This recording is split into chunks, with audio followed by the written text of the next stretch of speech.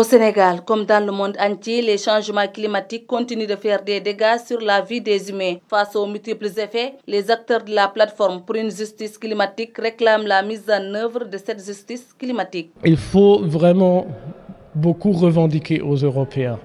La dette est grande et il faut vraiment dire vous avez une grande responsabilité de nous assister, de nous sortir de ces problèmes.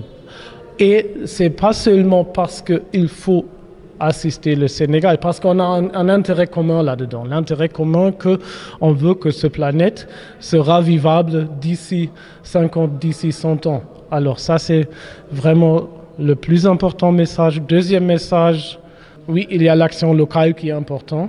Ce qu'on peut faire dans votre écosystème, je ne suis pas assez dedans, mais réfléchissez comment vous pouvez protéger les forêts, parce que ça c'est un grand problème. Réfléchissez comment on peut protéger les mangroves, parce que les mangroves sont aussi très importants pour garder le climat. Étant donné que l'environnement est une compétence transférée aux collectivités territoriales, le point focal de la plateforme à Ziguinchor invite l'État du Sénégal à financer les initiatives de la société civile. Au niveau du Conseil, les gens votent des budgets, en tout cas développent des stratégies sur comment faire pour prendre à bras le corps la lutte par rapport à l'environnement, mais les moyens dont dispose le conseil départemental, l'ensemble du budget du conseil départemental ne peut pas régler le centième de nos besoins.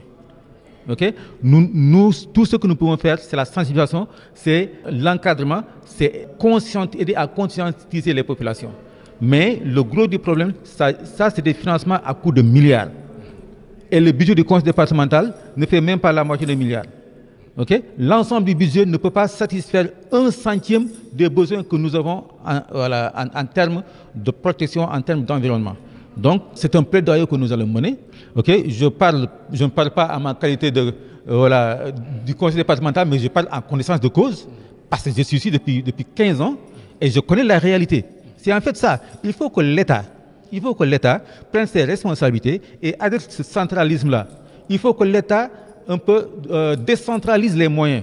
Le président de la plateforme nationale des acteurs pour une justice climatique revient sur les conséquences du changement climatique au Sénégal. Qui connaît Bargny connaît les impacts que le réchauffement climatique a fait, surtout avec l'avancée de la mer. Parce que quand on parle de réchauffement climatique, l'élévation du niveau de la mer, la hausse des températures, c'est ça qui font que, effectivement, les communautés qui sont près de la mer subissent les conséquences de ce changement climatique. Vous allez à Ziguinchor, à Djogé, les îles, les 21 îles de la basse Casamance risquent de disparaître avec aussi une région. Vous allez à Saint-Louis, pareil, parce que nous avons même vu qu'il y a une commune d'une Baboudié ou un endroit qui a disparu de la carte du Sénégal. Vous allez à Kaolack, Kaffrine, avec la salinisation des terres, ils ne peuvent plus cultiver. D'ailleurs, le bassin arachidier qui était dans le Saloum est maintenant à Kolda. Donc, parce que leur terre agricole, la plupart a disparu. Vous allez vers Matam avec les pluies hors saison, mais le bétail meurt. Vous allez un peu partout au Sénégal, nous avons ces mêmes problèmes liés au changement climatique. Et comme j'ai dit, du fait que nous ne sommes pas responsables, on est obligé de demander réparation aux responsables qui ont causé cette... Pour une justice climatique équitable, les acteurs de la plateforme lancent un appel à l'endroit de l'État du Sénégal, une manière d'appeler les décideurs à investir davantage dans les problématiques climatiques pour sauver les communautés impactées.